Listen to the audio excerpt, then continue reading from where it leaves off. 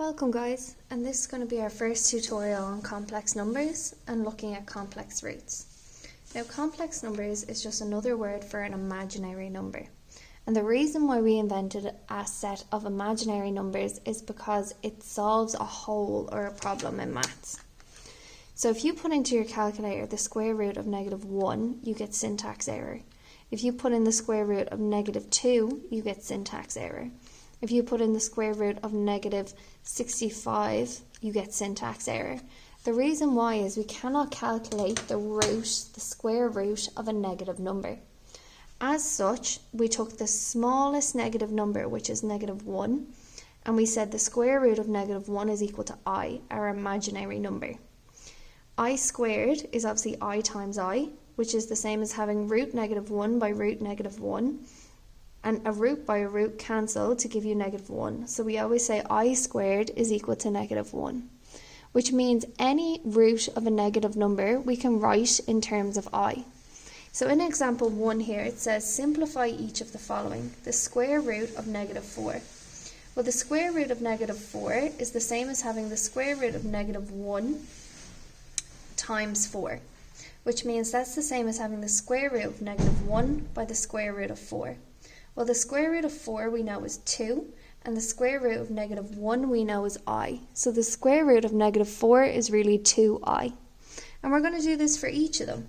So the square root of -100 is really the same as the square root of -1 times 100, which means it's really the square root of -1 by the square root of 100, which means the square root of 100 we know is 10, and the square root of -1 we know is I.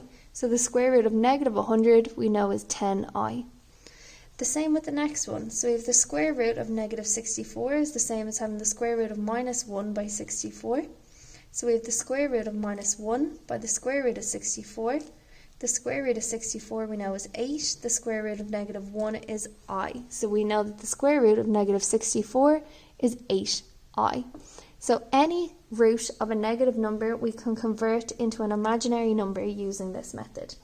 And that's what we're going to go through now as we look at what's called a complex or imaginary root.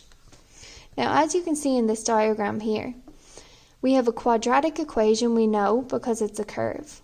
When we have a quadratic equation that doesn't cross the x-axis, it means the roots are imaginary.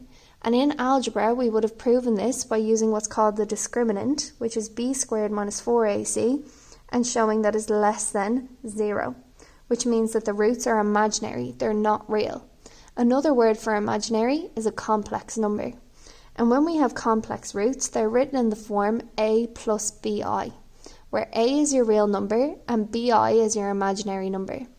So in example 2 now, it says solve the following quadratic equation, x squared plus 2x plus 2.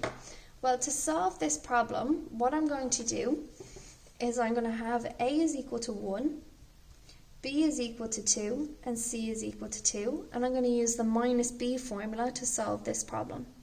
So I have x is equal to minus b plus or minus the square root of b squared minus 4ac all over 2a. And now I'm going to sub in my numbers. So minus b is minus 2 plus or minus the square root of minus 2 squared minus 4 by 1 by 2 all over 2 by 1. Which means what I really have here is minus 2 plus or minus the square root of minus 2 squared is 4, minus 4 by 1 by 2 is minus 8, so 4 minus 8 is minus 4. All over 2, and we can check that piece on our calculator by putting in the discriminant. So we have minus 2 squared minus 4 by 1 by 2, which is our discriminant, gives me minus 4. Now, as we just looked at in the last problem, the square root of minus 4 is really 2i. And again, to show you why, the square root of minus 4 is really the square root of 4 times minus 1. Which means it's really the square root of 4 times the square root of minus 1. The square root of 4 is 2, square root of minus 1 is 2i. Which means what I really have here is minus 2 plus or minus 2i all over 2. So 2 goes into both of these values to give me minus 1 plus or minus I. So my two roots are -1 plus I and -1 minus I, which is written in the form a plus bi, like it says at the start. And this is how we find the imaginary or complex roots of a quadratic equation. Okay guys, take a minute, go back over the examples, and then we're going to try a few questions. Thank you.